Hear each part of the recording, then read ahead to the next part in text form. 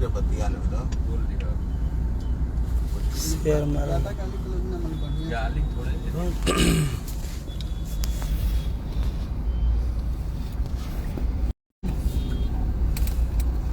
बड़ी जाम रहला है। सब भाई लोग आप सब जुड़ी और बहुत एगो जरूरी आप सबसे बात करेगा हमरा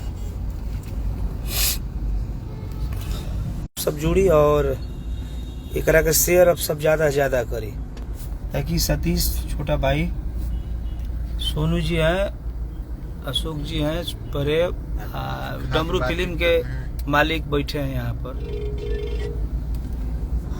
तो गंज सोनू चल देगा लड़का है हाँ?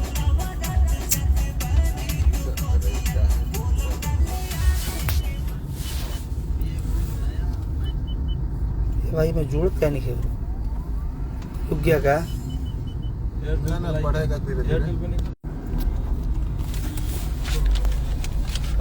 होता हो अजी सब भाई के दिल से नमस्ते प्रणाम। और आज वो खास वजह से लाइव आए रहे हम कि देखी जेकरा जौन मिले था गावत मगर ना बहुत दिन पहले अप्रैल में वो हम गाना आप सबके दिखाई अपना देख ली गौले बनी गाना हमार एगो बहुत ही एगो गायक बनन आप सबके देखी दिखाई बम सलाई ऐसे लोग कैसे लोग देखावत है आप सब देख ली सलाई के खोखा हो गौले बनी हमें 25 मई के ये गाना है आ एगो गायक केहू के गाना उठा के गावे ले हुआ सोचे कि बहुत बड़ा हम गायक है।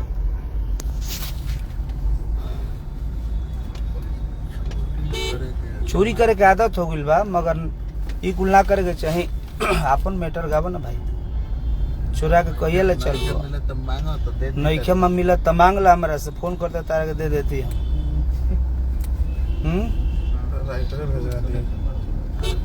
राइटर कितना बेहुदा बाजे आप दूसरा के गाना के अपन नाम लोग डाल देता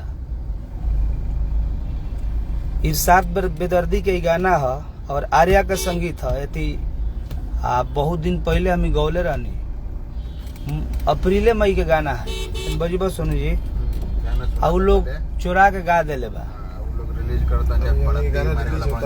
गाना अभी हमारे डमरू फिल्म से गाना रिलीज होता और आप सबका भी सबूत हम देखेबे कहनी कि सलाई के खोखा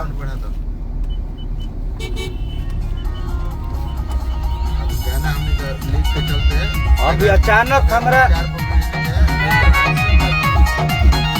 अचानक अथी के चलते गाना ही हमरा छोड़े के पड़ल अभी कैसे गाना हमार खुद ही चोरी हो गई।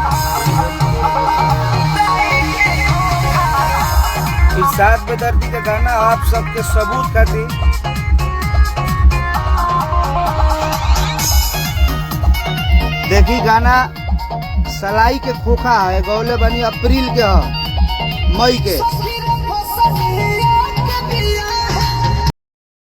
एगो चुतिया म्यूजिक डायरेक्टर बियर वर्मा जौना का नाम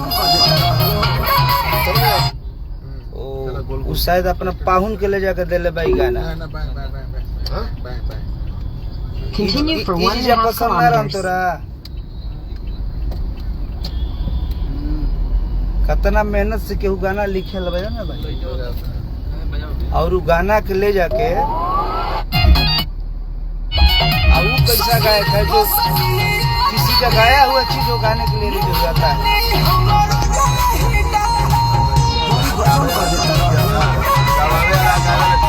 गावे वाला और गवावे वाला दोनों चुतिया मई के गाना गावल हमार बाकी डमरू फिल्म से ही गाना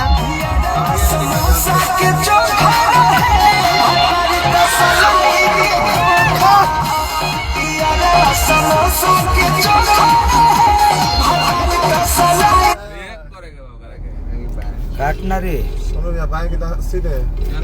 और ये गाना के डमरू फिल्म से हम रिलीज करते नहीं अभी और चुरा के गावे का तो छोड़ दो।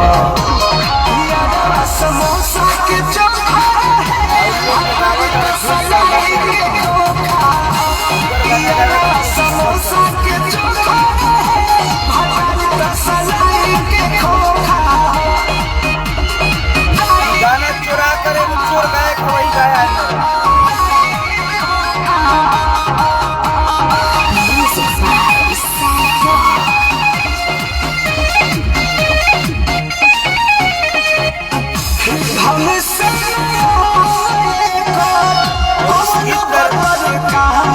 राइटर साथ बहुत छोटा बच्चा है।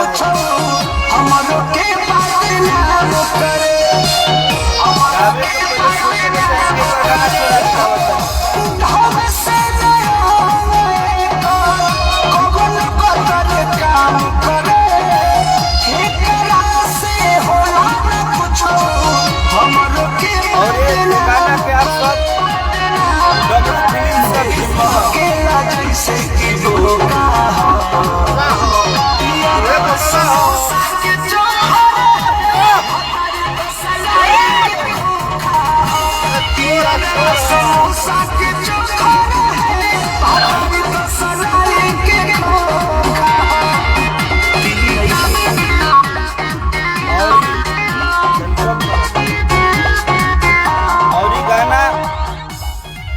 इतना मेहनत से आदमी गा के अपन शूटिंग करके आदमी रखा था।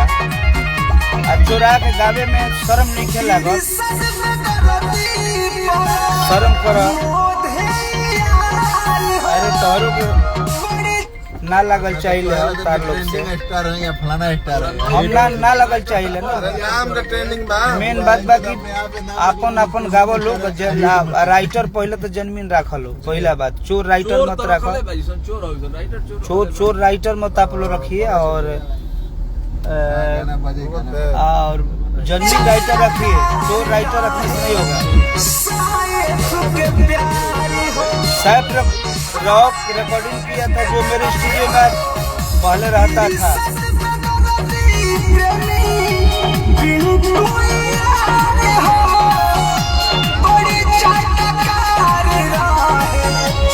देखिए भाई साहब, मैं गाना मई में गाया हूँ। इस गाने को लोग चुरा कर गाया है लोग।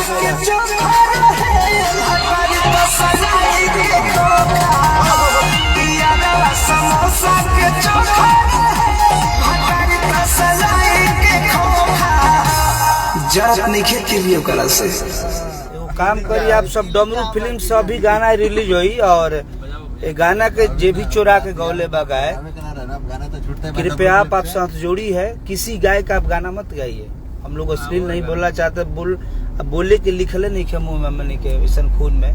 और चोर राइटर से आप पहले तो दूर हो जाइए। जो भी आपको चुरा कर लोग दे रहा है। छोटा बच्चा 12-14 साल का राइटर है वो 7 बजे छपरा का 80 साल से गाना दिया था उसका मैं गाना गाया हूँ।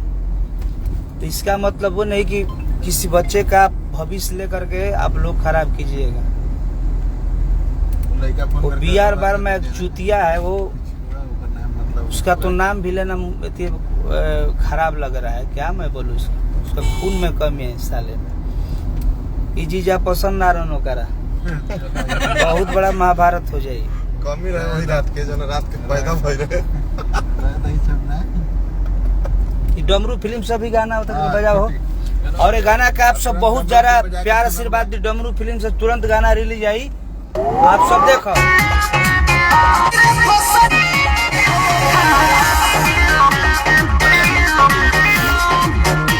पुलिस स्टूडियो से रिकॉर्डिंग भई रहा गाना है।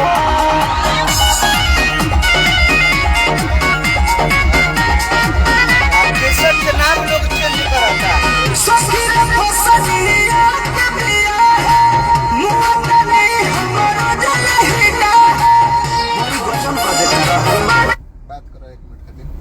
बात कर लो बताओ समस्या। गाना हमार भाई साहब चोरी हो गई बा और मई के गाना हमारा और एल्बम के नाम लोग चुरा के अलग रखले बा। हमारे एल्बम का भी नाम सलाई के खोखा है। आप सब गाना डमरू फिल्म सभी सुनी बहुत जल्द। मेरे पास बजे रउआ सब के अभी प्रूफ हम देखौनी, अगर हम गलत होकर तो हमारा साथे आप सब जो भी बोल सकतनी, अगर हम सही बन तो हमारा साथ आप सब support. In 600 meters, continue straight past केहू लोग आवता, ये अच्छा बात नहीं किया और आप सब सपोर्ट मत करी। अरे अपना कला अपना गला पर बाजे के चाहिए, अभी ना कि केहू के गाना चुरा के आ नाम कमा लेनो से तू बड़का गायक ना हो जी। तारा में कला हुई, तारा में गला हुई तो खुद तहार बाजी। और हल बात की केहू राइटर केहू गायक गौले बा स्टूडियो में संवार के रखले बा, वो गाना के चुरा के गा देता रहो। तोहरो गाना बहुत सारा आवेला हमारा लगे, बाकी हमनी के खून में नहीं की। शर्म करे के चाहिए तारा के तो बोलल आदमी ना चाहेला, जे भी बाड़ा तार नामो ना धरी ले। मोला भाई मांगे तो है ना सीधा तो आप सब गाना बजाना रे, बस बजाइए। लोकेशन का दे देखी गाना के टोटल सेट बनवे का लागल बा। बहुत से का हमरा के पता है।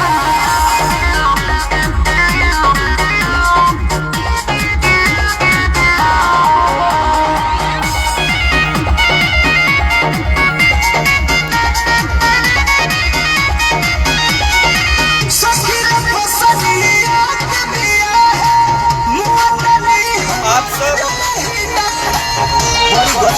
ज्यादा सुनी और एकरा पर आप सब विचार करी कि हमार गावल गाना आज से 5-6 महीना पहले गौले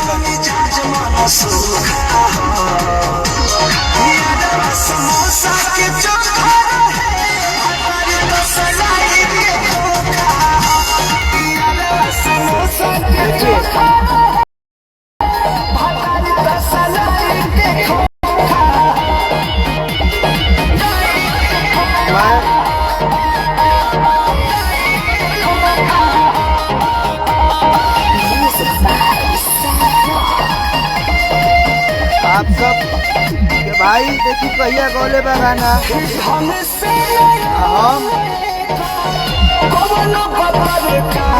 स्पीड कंपनी में भेजा हूँ सोनी जी को।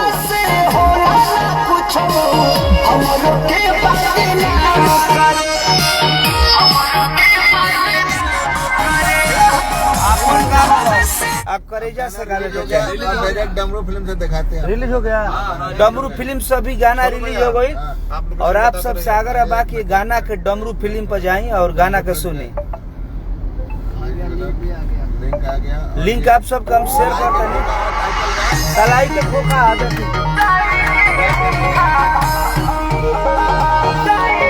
देखी अभी रिलीज करे के पड़ल आइडियो हमारे डमरू फिल्म से, छोट भाई के चैनल है। सोनू जी हम स्पीड से बात कर छोड़ दिए सर जी का गाना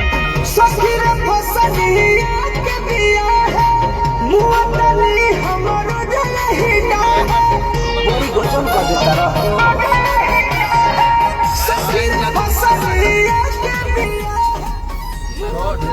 हाँ नहीं कीजिए, दूसरा गाना जाएगा आपके लिए।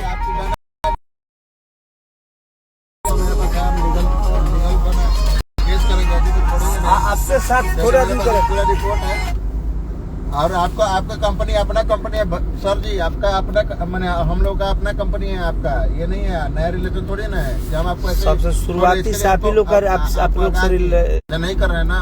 चलिए ठीक है सर, ठीक है। आप अपने हैं, आपके लिए हम हेलो भैया, आप अपने बड़े भाई हैं मेरे, आपको पता होगा, आपको आपके लिए मैं हमेशा मरता। कैंसिल कर दो ना, करें रिलीज। चलिए ठीक है, मैं गाना आपके लिए मैं खुद रेडी 5-6 करवाया हूँ भैया, आपको मैं सबूत भेजा हूँ ना। उन्ना करियन कहता हमने क्या गुल बगाना लीगल बकाया से लीगल भैया हमें कॉपीराइट नहीं था, आप अपने आप से हम लोग को प्रेम रखना है। चलो ठीक है भैया, ओके कॉपीराइट से हाँ करावत ना अपन हो गल छूट गल। चलिए बजा गाना, नहीं कब तक और डमरू फिल्म से ही गाना आइल बाप सब बताना प्यार आशीर्वाद दे दी ए चैनल से। और देखी छोट भाई सतीश जो सब लोग अपने टीम के मेरे मेंबर हैं, सब लोग सदस्य हैं, सब लोग मेरे साथ है और आप लोग भी साथ रहिए। बजारे गाना आपका अब हो गया, अब बाकी डमरू फिल्म से गाना रिलीज भइल बा, वो ऑडियो अच्छा और रील भी चढ़ेगा, वीडियो भी हम लोग दिल्ली में शूटिंग करेंगे इसका। एकदम भैया हाँ इनके सोनू भाई बोले आप देखते रहिए, गड़बड़ा दीजिएगा लोकेशन ठीक है। अब चलिए, अब बाकी लोगों से विदा लीजिए, फिर लाइव आएंगे कल। लाइट लेफ्ट लिख रहा है। तो आप सब डमरू फिल्म से प्यार आशीर्वाद दी गाना के, वो गाना का सुनी। चोर राम के काम हो गया। नमस्ते।